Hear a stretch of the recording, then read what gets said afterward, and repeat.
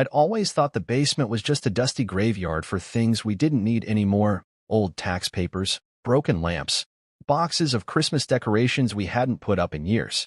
That day, I was down there hunting for some tax documents from 2015, something about a deduction I couldn't quite remember. The air smelled like mildew and forgotten time, and the single bulb overhead flickered like it was about to give up. I was rummaging through a stack of cardboard boxes when I found one shoved way in the back, under a tarp I didn't even know we had. It was heavier than the others, and when I dragged it out, the tape was so old it peeled off in my hands. Inside, there were old journals, some faded Polaroids of me and Celeste from our early days, and then, tucked under a pile of loose papers, a little pink diary with her name scrawled across the front in that loopy handwriting I used to find charming. Celeste, it said, like it was daring me to open it. I don't know what made me do it. Maybe it was boredom. Maybe it was the quiet of the house that day. But I sat down on an old milk crate and flipped it open.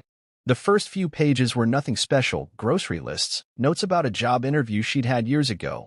But then the entries started getting personal. Real personal. She wrote about parties I didn't remember, nights she'd told me she was out with friends, and then, in sharp black ink, a night that hit me like a punch to the chest. 5 guys. 1 hotel room. A date that lined up too close to when Harper was conceived for it to be a coincidence. My hand started shaking as I read the details: how she laughed about it, how she didn't even sound sorry. Entry after entry, she laid out a life I didn't know she'd lived, flings and secrets she'd buried while smiling at me across the dinner table every night. I felt like the floor was dropping out from under me. My wife, the woman I'd built a life with, was a stranger. I don't remember walking upstairs. My legs just carried me, the diary clutched so tight in my hand the edges dug into my palm. Celeste was in the kitchen, stirring something on the stove, humming like everything was fine. I stood there for a second, watching her, trying to match the woman in front of me with the one in those pages. "What's this?" I said, my voice low, holding up the diary. She turned, saw it, and her face froze. Then she laughed, a sharp, nervous little sound. "Oh, that old thing? Where'd you find it?" she asked, like it was a joke. I didn't laugh back. I opened it to the page about the hotel room and read it out loud, word for word, watching her eyes widen. "Ancient history," she said when I finished, waving her hand like she could brush it away. "A silly mistake from before we were serious." But I wasn't buying it. That wasn't a mistake. That was a choice. A whole life of choices she'd hidden from me. My chest felt tight, like I couldn't get enough air. "You think this is funny?" I asked, stepping closer. She stopped smiling then, her lips pressing into a thin line. "It's not a big deal, Mark," she said, but her voice was shaky now. "Not a big deal? 18 years of marriage, 2 kids, a house, a life, and she was telling me it wasn't a big deal?" I could feel the heat rising in my face, the anger boiling up from somewhere deep. "You lied to me," I said, louder than I meant to. "Every day, you lied."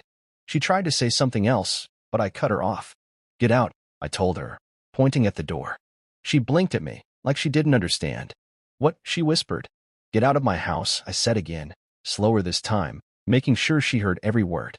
She stood there for a long moment, staring at me like I was the one who'd lost my mind. Then she grabbed her purse off the counter, her movements jerky, and walked out the front door without looking back.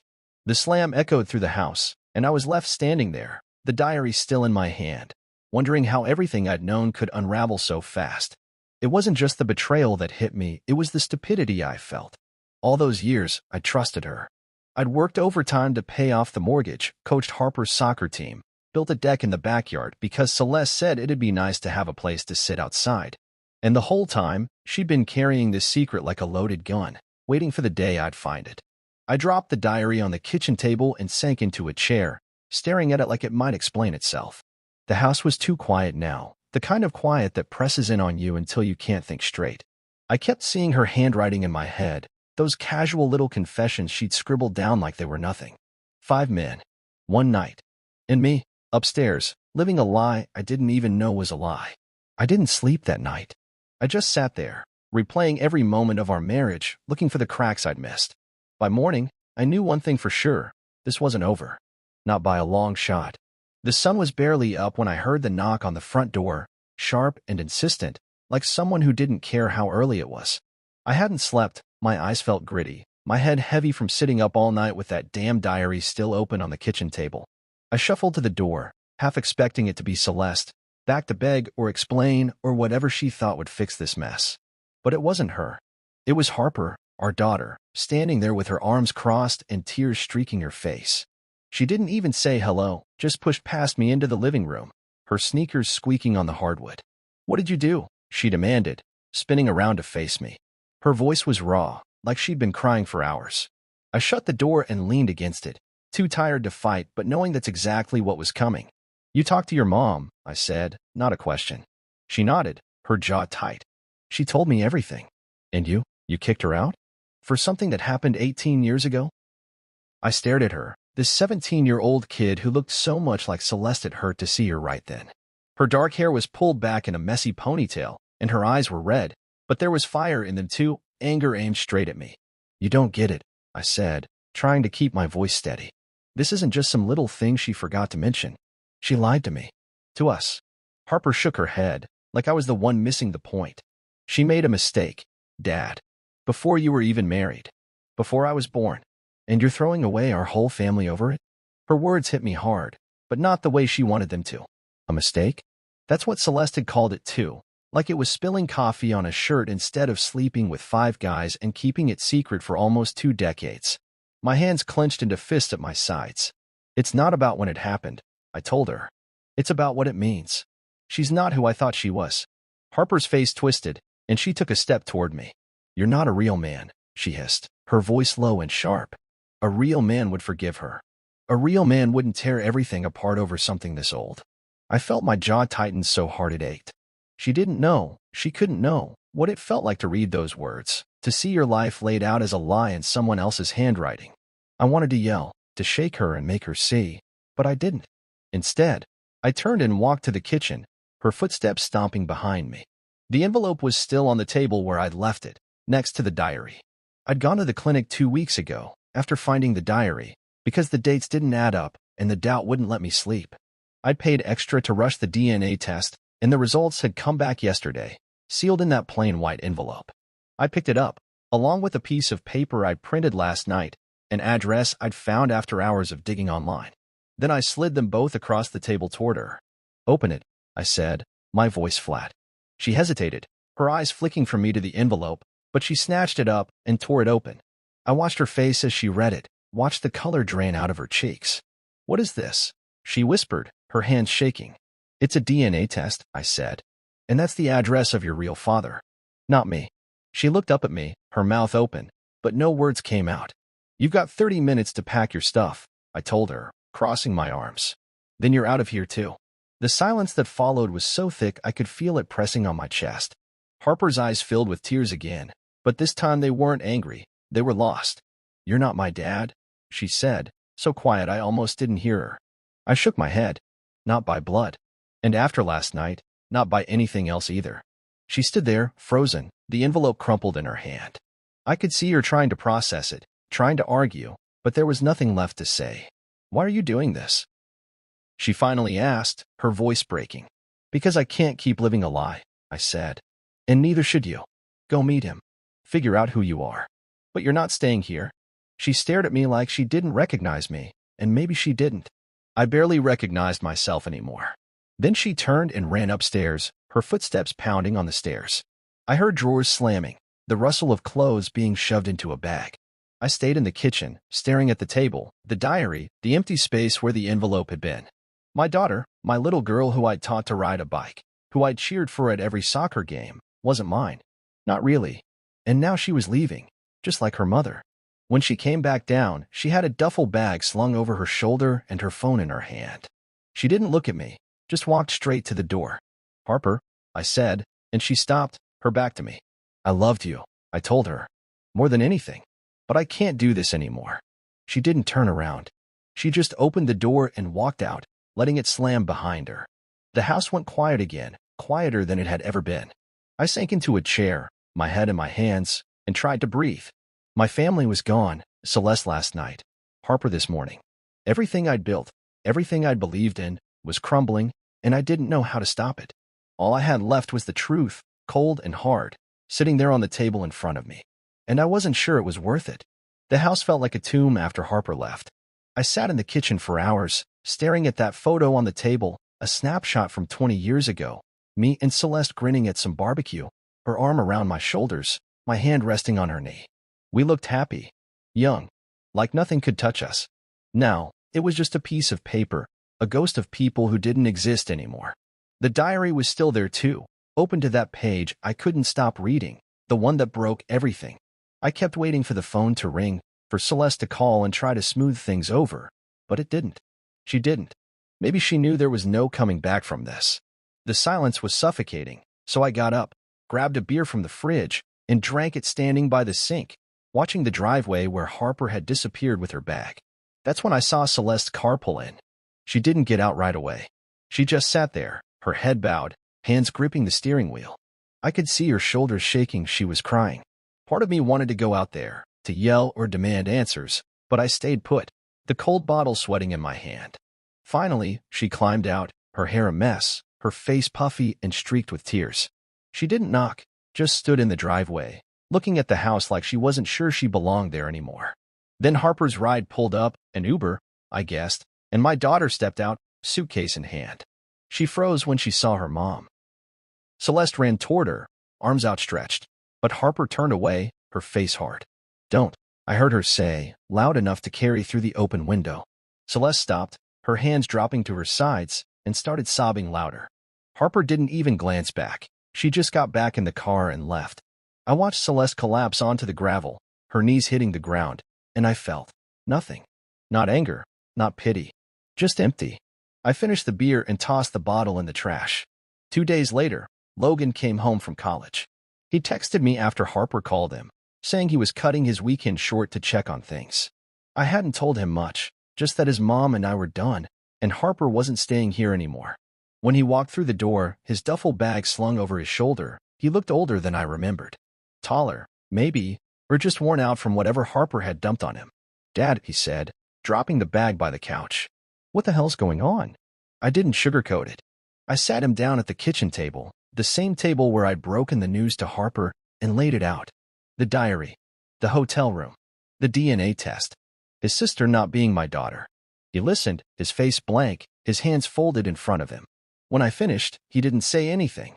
He just stared at the table, his jaw working like he was chewing on something bitter. Then he stood up, grabbed his bag, and walked out the back door without a word. I heard his car start, the tires crunching on the gravel, and he was gone too. That night, I was alone again. The house creaked around me, the fridge humming like it was mocking the quiet. I pulled that photo off the table and held it up, trying to remember what it felt like to be that guy, the one with the easy smile, the one who thought he had it all figured out. He was dead now, buried under 18 years of lies I hadn't seen coming. I thought about Logan, how he just walked away, and Harper, how she'd turned her back on her mom. Celeste was out there somewhere, probably still crying, but I couldn't bring myself to care. I'd spent my whole life building something, a family, a home, and now it was gone, and I didn't even know who I was without it. I tossed the photo in the trash and grabbed another beer, but it didn't help. Nothing did. I kept replaying the last few days in my head. Finding the diary, confronting Celeste, watching Harper's face fall when she read the test. It all felt like a bad dream, one I couldn't wake up from. I wondered if I'd done the right thing, kicking them out. Part of me wanted to call them back, to say we could figure it out, but then I'd see those words in my mind, 5 men, 1 night, and the anger would flare up again, hot and sharp. I wasn't wrong to feel betrayed. I wasn't wrong to want the truth. But knowing that didn't make the house any less empty. I walked upstairs, past Harper's room with its closed door, past the bedroom I'd shared with Celeste for almost 2 decades. I stopped in the hallway, looking at the family pictures on the wall, Logan's graduation, Harper's first soccer goal, all of us at the beach one summer. Lies, all of it. I took them down, one by one, and stacked them in the closet. I didn't want to see them anymore. By midnight, I was back at the kitchen table, the beer bottle empty, the photo gone. I didn't know what came next. Divorce, probably. Figuring out how to tell the rest of the world what had happened. Facing Logan again, whenever he decided to come back. But right then, all I could do was sit there, the weight of everything pressing down on me. I wasn't the husband in that photo anymore. I wasn't the father I thought I was. I was just a guy in a quiet house, trying to make sense of a life that didn't belong to him anymore. And I didn't know how to start over. The news spread through Willow Glen like wildfire, the kind that burns quiet but fast. I didn't tell anyone myself. I didn't have to. By the next morning, I could feel it in the air, the way people looked at me when I stepped outside to grab the paper. Neighbors who used to wave from their porches just nodded now, their eyes flicking away too quick. Others slowed their cars as they passed the house, like they were trying to peek through the windows and see the wreckage for themselves. I heard whispers at the gas station later that day, two women I vaguely recognized from Harper's school, their heads bent close over a pump. 18 years, one of them said, her voice low but not low enough. How do you not know something like that? The other clucked her tongue. Poor guy. Must have been blind.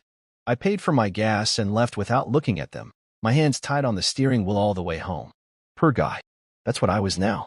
Willow Glen's a small place, too small for secrets to stay buried long. We'd lived here since Logan was a baby, bought the house because Celeste loved the big oak in the front yard, and I liked the idea of a quiet street. It had been our bubble, our little world, until it wasn't. Now it felt like every mailbox, every picket fence, was part of some big audience watching me fall apart. I stayed inside most of that first week, blinds half drawn, ignoring the phone when it rang. A couple of buddies from work left voicemails, awkward ones, the kind where they didn't know what to say but felt like they had to try. Heard about you and Celeste. One started, then trailed off into a cough. Let me know if you need a beer or something. I didn't call back. What was I supposed to say? Yeah, come over. Let's drink to the fact my wife's a liar and my daughter's not mine? Celeste wasn't helping. She'd checked into the motel off Route 12, the one with the flickering sign and the cracked parking lot, and word was she'd been making a show of it. She showed up at Harper's school, puffy-eyed and dramatic, begging the principal to let her talk to her daughter. Harper wasn't even there. She'd gone to stay with a friend, or maybe that Eric guy. I didn't know. Then Celeste tried calling Logan, leaving him long, teary messages he didn't answer. He'd texted me once since he left. Just, I'm okay, need space, and that was it. She was out there playing the victim, and people were eating it up. I heard from Mrs. Carter next door that some of the neighborhood moms were taking her side, saying I was too harsh, that I should have worked it out for the kids' sake. Worked it out? Like it was a flat tire or a leaky faucet, not a bomb she dropped on our whole life. I was in the garage that afternoon, tinkering with an old lawnmower I hadn't touched in years, when my phone buzzed. Another message, but not from anyone I knew. Hey, Mark, this is Eric Dwyer, it read. I think we need to talk. Can we meet? I stared at the screen, my thumb hovering over the delete button. Eric Dwyer. Harper's real father. The name alone made my stomach twist. I'd found his address online after the DNA test came back.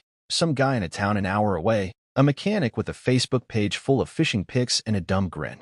I didn't know if he'd been one of the 5 from that night or just the unlucky one who stuck, and I didn't care. He was a stranger who'd crashed into my life without even knowing it, and now he wanted to chat? I tossed the phone on the workbench and went back to the mower, yanking at a rusty bolt harder than I needed to. No way was I meeting him. He didn't get to waltz in now and act like he had a say.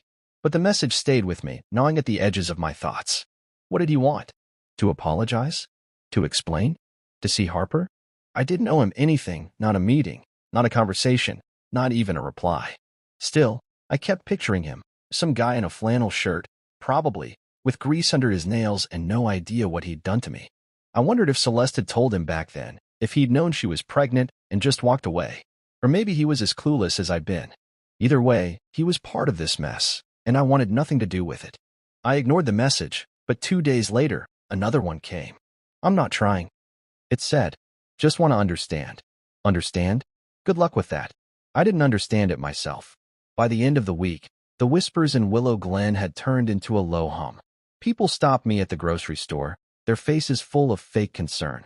How you holding up, Mark? They'd ask, like they were waiting for me to spill my guts over the canned goods. I'd shrug, say fine, and keep moving. Some didn't buy it, kept pushing, asking about Celeste, about the kids. One guy, Tom from down the street, even had the nerve to say, how'd you let it go on so long, man? Didn't you see the signs? I wanted to punch him, to ask what signs he meant. The way she made me coffee every morning? The way she kissed me goodnight? But I just walked away. Let them talk. Let them judge. They didn't know what it was like to have your whole world turn into quicksand. I kept the garage door closed after that, stayed off the street. The messages from Eric stopped, but the damage was done. Willow Glen wasn't home anymore. It was a stage, and I was the fool in the spotlight. I didn't know how to get out from under it. Didn't know how to make them stop staring. All I could do was wait it out, hope the gossip died down before I did. But deep down, I knew it wouldn't. This was my life now. Me, the guy who didn't see it coming, stuck in a neighborhood that wouldn't let me forget. The house was a war zone of silence after that first week, every room echoing with the absence of voices I used to take for granted. I'd walk past Harper's bedroom door, still shut tight, and feel this ache in my chest, like I'd lost something I couldn't name. Logan's stuff was still scattered around his room from when he dropped by, a hoodie slung over a chair, a textbook open on the desk, but he wasn't there. Celeste was gone too, holed up in that motel, and I was left rattling around in this big, empty shell we used to call a home. Then Logan came back. It was late afternoon, the sky gray and heavy with clouds, when I heard his car pull into the driveway. I was in the living room, staring at the TV without really watching it, when he walked in. He didn't say much, just dropped his keys on the coffee table and sat across from me, his hands clasped between his knees. "You knew all along, didn't you?" he said finally, his voice low, like he wasn't sure he wanted the answer. I looked at him, my son, this kid I'd raised from diapers to college, and felt the weight of his question settle on me. "No," I said, shaking my head. "Not all along. I had suspicions sometimes, little things that didn't add up. The way she'd dodge questions about her past, how she'd get quiet when I asked about Harper's baby pictures. But I didn't have proof. Nothing solid enough to blow everything up over. Not until that diary." He nodded, slow, his eyes fixed on the floor. "Why didn't you ever say anything?" he asked. I leaned back in the chair, rubbing a hand over my face. "Because I didn't want it to be true, Logan. I loved her. I loved you and Harper. I didn't want to tear us apart over a hunch." He didn't look up, just kept staring at the carpet, his jaw tight. "And now it's torn apart anyway," he said, more to himself than to me. That's when the phone rang. I let it go to voicemail, but I saw Harper's name flash on the screen. Logan noticed too. He glanced at it, then at me, but didn't say anything. The message played a minute later, her voice filling the room. "Dad, it's me," she said, sounding small, shaky. "I know you're mad, and I get it, but I don't want to be out here. I don't want to live with some guy I don't know. Please, can I come home?" My stomach twisted. I wanted to pick up the phone right then, tell her yes, come back, we'd figure it out. But then I remembered her standing in the kitchen, spitting, "You're not a real man," at me, and the anger flared up again. Logan watched me, waiting to see what I'd do. I grabbed the phone and called her back. She answered on the first ring. "Dad," she said, hopeful. "You've got a home," I told her, keeping my voice steady. "With Eric. That's where you belong now." There was a long pause on her end, just her breathing, uneven and quick. "He's a stranger," she said finally, almost a whisper. "I don't know him. I don't want to know him." I closed my eyes, pinching the bridge of my nose. "You don't know me either," I said. "Not anymore. I'm not the guy you thought I was, Harper. And you're not my daughter, not by blood. Go figure it out with him." She started crying then, soft little sobs that cut through me like a knife. "Please, Dad," she said. "I'm sorry. I didn't mean what I said. But I couldn't bend. Not this time." "You've got his address," I said. "That's all I've got for you." I hung up before she could say anything else, the sound of her tears still ringing in my ears. Logan looked at me, his face hard to read. "You didn't have to do that," he said quietly. "Maybe not," I replied. "But I did." That night, I couldn't sit still. I grabbed a box from the garage and went to Harper's room. The door creaked when I opened it, and the smell of her perfume hit me, something sweet she'd worn since she was 14. Her bed was unmade, a soccer jersey crumpled on the floor, posters of bands I didn't know taped to the walls. I started pulling down the photos, her as a toddler on my shoulders, her grinning with a missing tooth, us at the zoo when she was 10. Every picture was a memory I'd held on to, a piece of a life I thought was mine. Now they felt like lies, props in a play I didn't know I was acting in. I stacked them in the box, careful not to bend the corners, even though I didn't know why it mattered. When it was full, I drove to the motel where Celeste was staying. The parking lot was half empty, the neon sign buzzing faintly. I didn't knock on her door, just left the box outside room 14 and drove away. My phone rang as I pulled onto the highway. It was her. I didn't answer, but the voicemail came through a minute later. "You're a monster," she said, her voice thick with tears. "You're breaking her heart. You're breaking all of us." I deleted it and kept driving. Back home, Logan was still there, sprawled on the couch with the TV on low. He didn't ask where I'd been, and I didn't tell him. "You okay?" I said, leaning against the doorway. He shrugged. "Are you?" He shot back. I didn't have an answer. We sat there for a while, the flickering light from the screen the only thing moving in the room. The house felt divided, me and him on one side, Harper and Celeste on the other, and a big, ugly crack running right down the middle. I didn't know how to fix it, didn't know if I wanted to. All I knew was that the family I'd fought for was gone, and what was left didn't fit together anymore. Logan stayed the night, but in the morning, he was gone again, his car pulling out before I even got up. I stood in the kitchen, alone again, and wondered if this was how it'd be from now on, just me and the pieces of a life I couldn't put back together.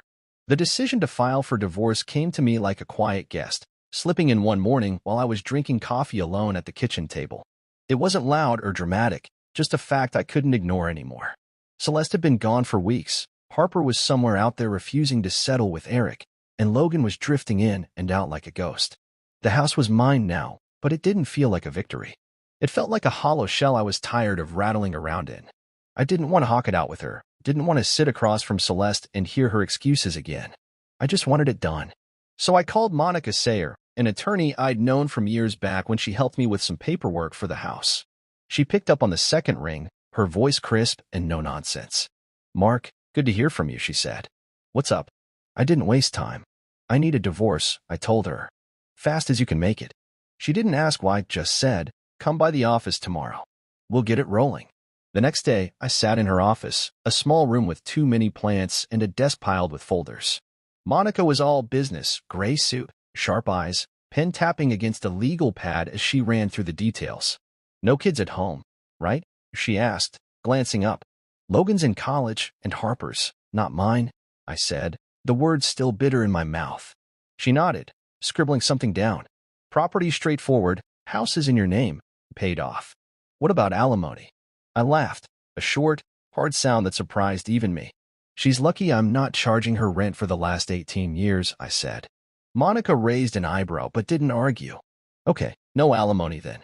We'll keep it clean, irreconcilable differences, split the assets down the middle where it applies. I can have papers drafted by the end of the week." I nodded, feeling a strange relief wash over me.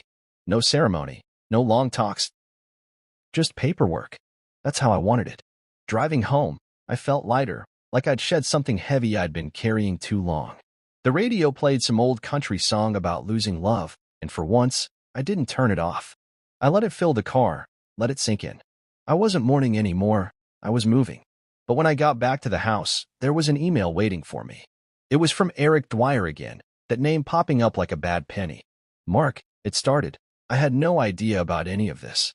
Celeste never told me she was pregnant. I didn't even know she kept the baby. "I'm not trying to mess with your life. I just found out I have a daughter, and I don't know what to do about it. Can we talk?" I sat there, staring at the screen, my hand hovering over the delete key. Part of me wanted to hit it and be done with him, but another part, a smaller, nagging part, kept me from moving. I read it again, slower this time. I had no idea. Those words stuck with me. If he was telling the truth, he'd been blindsided too, just in a different way. I tried to picture him, some guy sitting at a kitchen table like mine, maybe, reading a DNA test he didn't ask for, finding out he had a 17-year-old kid he'd never met. Did he deserve to know her? Did Harper deserve to know him?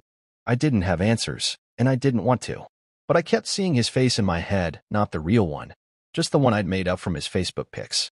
A guy with a scruffy beard, a baseball cap, a life that didn't include me until now. I wondered what he'd say if we met. "Sorry? Thanks? Give me a chance?" I didn't know if I could stomach any of it.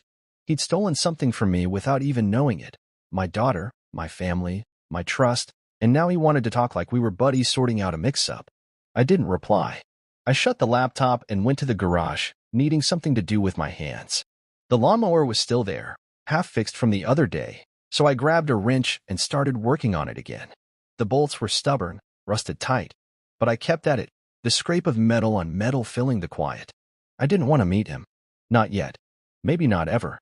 But the idea of him wouldn't leave me alone. What if he was a decent guy? What if he could give Harper something I couldn't anymore? A fresh start, a tie that wasn't built on lies. I shook my head, tossing the wrench down. No, she wasn't my problem now. She'd made her choice when she walked out, and I'd made mine when I told her to go. Eric could figure it out on his own. By evening, I was back inside, the divorce papers already taking shape in my mind. Monica had texted me a quick update. Draft was almost ready, just needed my signature. I poured a glass of whiskey, sat on the couch, and let the burn of it settle in my throat. The house was still too big, too quiet, but it didn't feel as heavy anymore. I was cutting the cord, step by step, and it felt good, like waking up from a long, bad dream. Eric's email stayed unanswered, a loose end I wasn't ready to tie up. Maybe I'd meet him one day, just to look him in the eye and see the man who'd changed everything without even trying. But not now. Now, I was focused on letting go of Celeste, of the life I thought we had, of the family that wasn't mine. The whiskey went down smooth, and for the first time in weeks, I didn't feel like I was drowning. I was moving on, and that was enough. The rain started around noon, a steady drizzle that turned the street outside into a blurry gray mess. I was in the garage again, sorting through a box of old tools I hadn't touched in years, when I heard the car pull up. The engine cut off, and I knew who it was before I even looked. Celeste. I wiped my hands on an old rag and stepped to the doorway, watching her climb out of her beat-up sedan. She didn't have an umbrella, just stood there in the rain, her hair plastered to her face, mascara running in black streaks down her cheeks. She looked like a wreck, and for a second, I almost felt sorry for her. Almost. She didn't move at first, just stared at the house, her shoulders hunched like she was carrying something heavy. Then she walked up the porch steps, her shoes squishing on the wetwood, and knocked.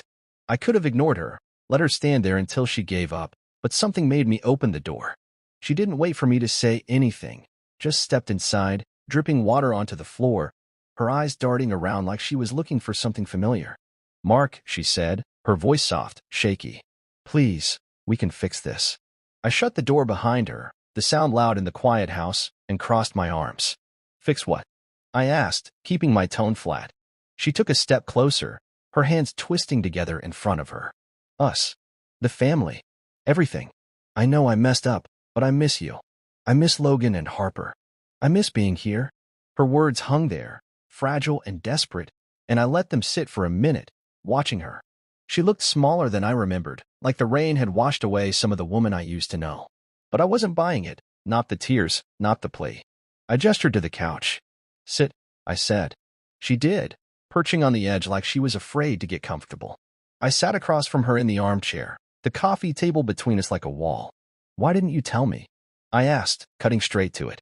"Back then, about the hotel, about Harper, about any of it. Why'd you keep it a secret?" She swallowed hard, her fingers picking at the hem of her soaked jacket. "Because I was scared," she said finally, her voice barely above a whisper. "I didn't know what you'd do. I didn't want to lose you. And when Harper came, I thought you were better for her than he ever could be." She looked up at me then, her eyes pleading, what with tears and rain. "I chose you, Mark. I wanted you to be her dad. I thought that was enough." Her words hit me like a slap, and for a second, I couldn't breathe. Better for her? She thought lying to me, trapping me in a life I didn't sign up for, was some kind of noble choice? I leaned forward, my hands gripping the arms of the chair. "You didn't choose me," I said, my voice low but steady. "You trapped me. You decided I'd raise a kid that wasn't mine, live a lie for 18 years, and you didn't even give me a say. That's not love, Celeste. That's convenience." Her face crumpled, and she started crying harder, her hands covering her mouth like she could hold the sobs in. "I didn't mean it like that," she said between gasps. "I loved you. I still do." I stood up, the anger rising hot in my chest. "You don't get to say that," I told her. "You don't get to sit there and act like love fixes this. You built our whole marriage on a lie, and now it's gone. That's on you." She looked up at me, her eyes wide and red, but I didn't stop. "You should have told me. Back then, before we got married, before the kids. I could have decided for myself. But you took that from me." She didn't argue, just sat there, shaking, the rain still dripping from her hair onto the couch. I walked to the window, looking out at the gray world beyond the glass, trying to calm the storm inside me. "I'm filing for divorce," I said, not turning around. "It's already in motion. There's nothing left to fix." I heard her suck in a breath, a sharp little sound, but she didn't speak. When I finally looked back, she was staring at the floor, her hands limp in her lap. "I'm sorry," she whispered, so quiet I almost missed it. "I never wanted this." I shook my head. "Doesn't matter what you wanted. This is what we've got. She nodded, slow, like she was accepting it, and then stood up. Her jacket was still wet, clinging to her, and she looked so broken I almost reached out. Almost. She walked to the door, her step slow, and paused with her hand on the knob. I'll always love you, she said, glancing back at me one last time. I didn't answer. I didn't have anything left to give her, not words, not comfort, not a second chance. She opened the door and stepped out into the rain, the sound of it swallowing her up as she disappeared down the steps. I watched her car pull away, the taillights fading into the haze, and then she was gone. The house settled back into silence, the kind that presses in until you can feel it in your bones. I sank into the armchair, my head in my hands, and let it all hit me, her words, her tears, the truth she'd finally admitted. She'd chosen me, she said. But it didn't feel like a choice. It felt like a cage she'd locked me in, and now that I was out, I didn't know who I was without it. The rain kept falling, tapping against the windows like it was trying to get in. I didn't move for a long time, just sat there, replaying her voice in my head. I thought you were better for her. It broke something in me, something I didn't know was still whole. But it didn't change anything. She'd left in tears, and I'd let her go. That was the end of it, yeah. Our marriage, our family, our story. And I was okay with that. Not happy, not yet, but okay. The divorce was coming, and with it, a clean break. I'd take that over her lies any day. The house had never felt so big. After Celeste left that rainy day, the emptiness settled in like a fog I couldn't shake. Every corner held a memory, her laughing in the kitchen, the kids running down the hall, the four of us squeezed on the couch for movie nights. Now it was just me, and the silence was louder than anything else. I'd walk from room to room sometimes, not looking for anything, just moving because sitting still made me think too much. Logan came by every now and then, usually unannounced, his visits short and careful. He'd grab a soda from the fridge, lean against the counter, and talk about college, classes, his buddies, some girl he'd met at a party. He kept it light, like he was afraid to dig deeper, and I didn't push him. You good, Dad? He'd ask before he left, his eyes searching mine. Yeah, I'd say, nodding. You. He'd shrug, give me a half smile, and head out. That was our new normal, brief, surface level, like we were both waiting for the ground to steady under us. Harper was another story. I didn't hear from her directly after that phone call, but word got back through Logan that she was still with Celeste, bouncing between the motel and a friend's place. She hadn't reached out to me, and I hadn't reached out to her. The box of photos I'd left at the motel sat like a wall between us when I wasn't ready to climb. I didn't know what she was doing, didn't know if she'd met Eric or if she was still fighting that truth. Part of me wanted to check on her, make sure she was okay, but the other part, the bigger part, kept me still. She'd made her choice when she walked out, and I'd made mine when I shut the door. That's how it had to be, at least for now. I started taking drives to get out of the house. Long ones, no destination, just me and the road and the hum of the engine. I'd roll the windows down, let the air rush in, and try to clear my head. One afternoon, I ended up at the diner on Main Street, the one with the chipped red booths and the coffee that always tasted a little burnt. I wasn't hungry, just needed a change of scenery, so I slid into a seat by the window and ordered a Coke. That's when Cheryl walked in. I hadn't seen her in years, not since high school, but I recognized her right away, same curly brown hair, same quick smile. She spotted me too, waved, and came over. Mark, she said, sliding into the booth across from me. Been a while. I nodded, managing a grin. Yeah, it has. We got talking, easy at first, catching up on old classmates, laughing about the time we got stuck in detention for sneaking out of gym. She was divorced too, she told me, her ex a guy she'd met in college who turned out to be more trouble than he was worth. 2 years ago, she said, stirring sugar into her coffee. Best decision I ever made.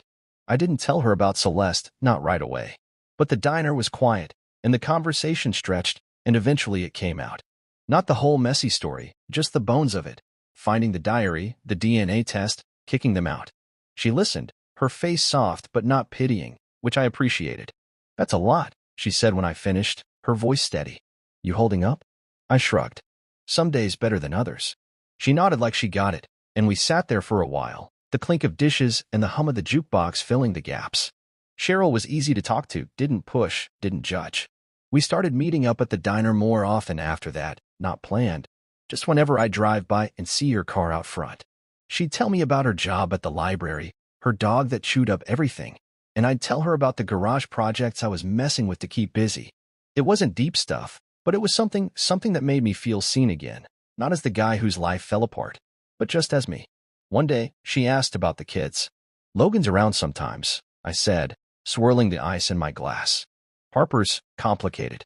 She didn't pry, just said, kids are tough. Give it time. I liked that about her. No lectures, no fixes, just quiet understanding. The house still loomed big when I got back from those drives, but Cheryl's presence stuck with me, a little light in the dark. I'd catch myself smiling sometimes, thinking about something she'd said, and it felt strange, like a muscle I hadn't used in too long. I wasn't looking for anything more than that, not romance or a replacement for what I'd lost. I just liked feeling human again, not a ghost haunting my own life. Logan noticed it too, one night when he stopped by. You seem different, he said, eyeing me over his soda. Less heavy. I didn't know how to explain it, so I just shrugged. Maybe, I said. He didn't push, but I could tell he was glad. The hallway stayed silent, though. No Harper calling from her room, no Celeste humming in the kitchen. Just me and the echoes. Cheryl didn't fill that space. She couldn't, but she made it bearable, gave me something to hold onto while I figured out what came next. I'd drive home from the diner, the night stretching out ahead, and think maybe this was enough for now quiet talks, a familiar face, a chance to breathe.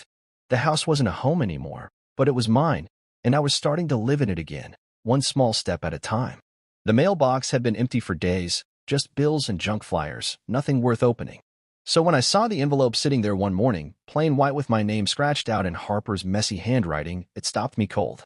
I stood by the curb, the paper cool in my hand, the weight of it heavier than it should have been.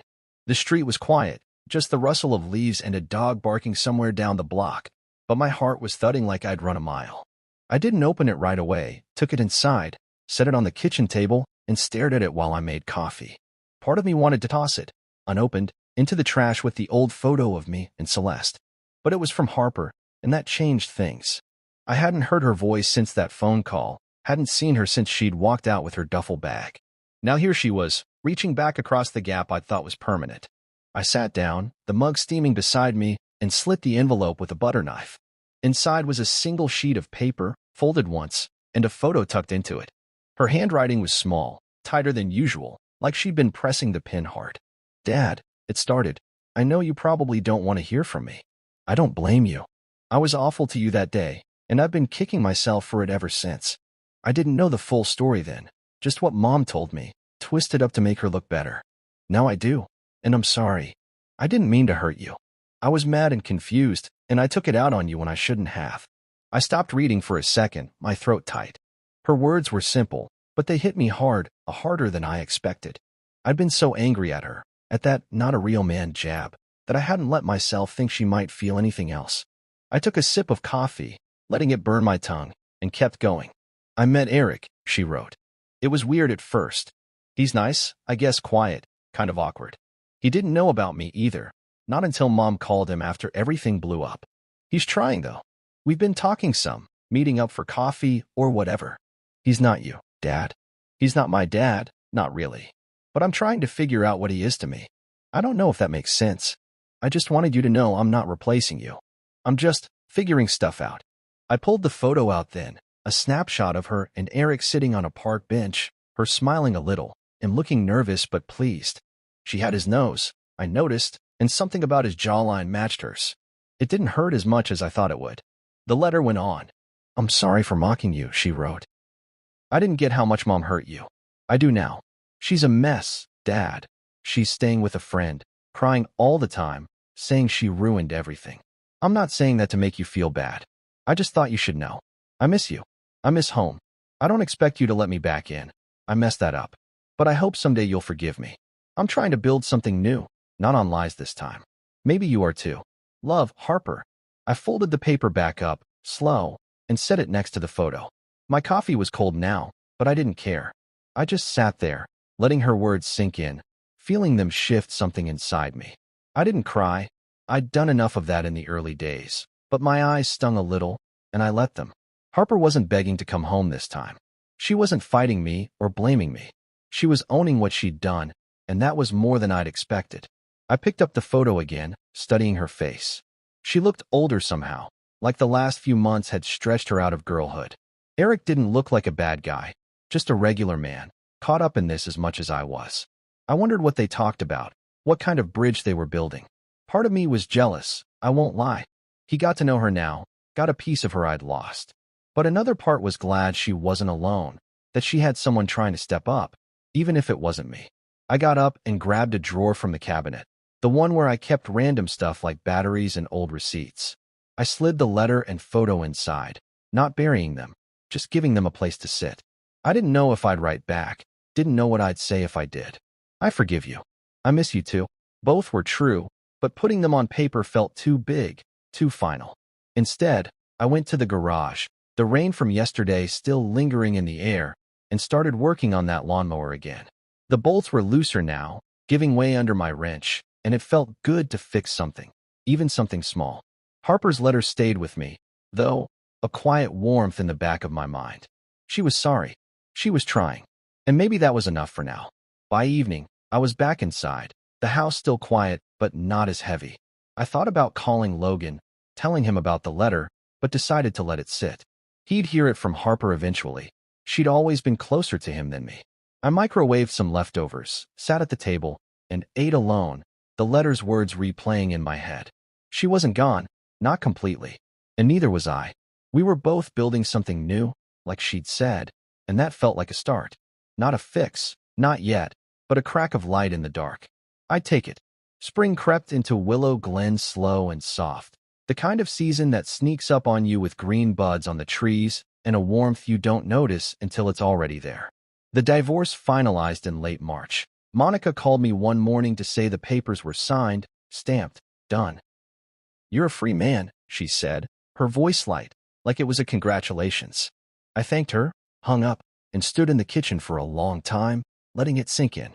Celeste was gone, moved 2 towns over, renting a little place near her sister, according to Logan. The house was officially mine, no strings, no alimony, just a clean break. It didn't feel like a win, not exactly, but it felt like an ending, and that was something I could live with. The air outside smelled like fresh dirt and rain, and I opened the windows for the first time in months, letting the breeze chase out the stale winter gloom. Logan graduated that May, a small ceremony up at the college an hour away. I drove up alone, the road winding through hills that were turning bright with new leaves. He walked across the stage in his cap and gown, grinning when they called his name, and I clapped louder than I meant to, my hands stinging. Afterward, we grabbed burgers at a diner near campus, just the two of us. "Proud of you," I told him, meaning it. He nodded, ketchup on his chin, and said, "Thanks, Dad. Means a lot you came." He didn't bring up Celeste or Harper, and I didn't either. We talked about his plans instead, moving to the city, a job lined up at some tech startup. He was excited, nervous too, and I could see the kid he'd been in the way he fidgeted with his fries. When we parted ways, he hugged me quick and hard, then drove off in his beat-up Honda. I watched him go, feeling lighter than I had in a while. Harper started reaching out more after the letter. Not big gestures, just texts here and there, little updates. "Therapy's weird, but okay," she wrote one day. "Eric's teaching me to fish. It's dumb, but kind of fun. Another time." I text back short replies. "Good to hear. Catch anything yet?" Keeping it simple, testing the water. She didn't push to come home, and I didn't offer, but the messages felt like a thread stitching us back together, slow and careful. Logan told me she was still seeing Celeste too, working through stuff, and I was glad for that, not for Celeste, but for Harper. She needed someone, and I wasn't ready to be that guy yet. Maybe someday, but not now. Cheryl and I took a road trip that spring, nothing fancy, just a few days driving up through the mountains. It wasn't romantic, not in the way people might think. We were two people who'd been through the ringer, looking for a breather. She borrowed her brother's old pickup, and we packed it with snacks and a cooler, no real plan except to see where the road took us.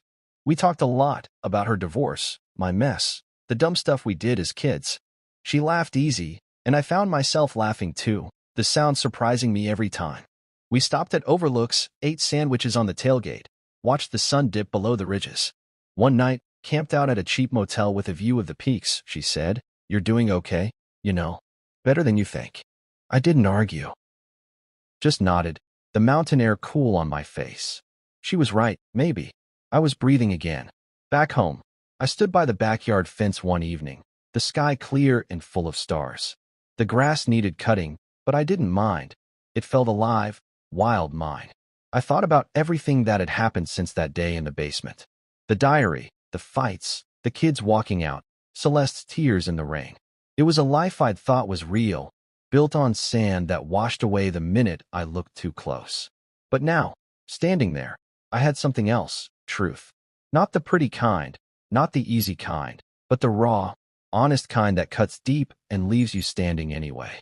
I'd lost a wife, a daughter I'd raised, a son for a while. I'd lost the story I'd told myself about who we were. But I hadn't lost me, not all of me, at least. The divorce was done. Celeste was starting over somewhere else, and I didn't wish her ill, just didn't wish her anything. Logan was stepping into his own life, proud and steady, and I'd be there when he needed me. Harper was finding her way, with Eric, with therapy, with the pieces of what we'd been. And Cheryl, well, she wasn't a fix or a replacement, just a friend who made the days less lonely. I leaned against the fence, the wood rough under my hands, and looked up at the stars. They were bright, sharper than I remembered, like the world was opening up a little wider now that I wasn't hiding from it. I didn't have the life I'd planned, no big family dinners, no golden years with Celeste by my side. But I had this, a quiet house, a son making his mark, a daughter reaching back, a friend who got it. I had the truth, ugly as it had been, and it had set me free in a way I hadn't expected. The night was cool, the crickets loud, and I stayed out there a while, just listening. It wasn't perfect. It wasn't what I dreamed. But it was enough, finally enough, for me to keep going. And that's all I needed.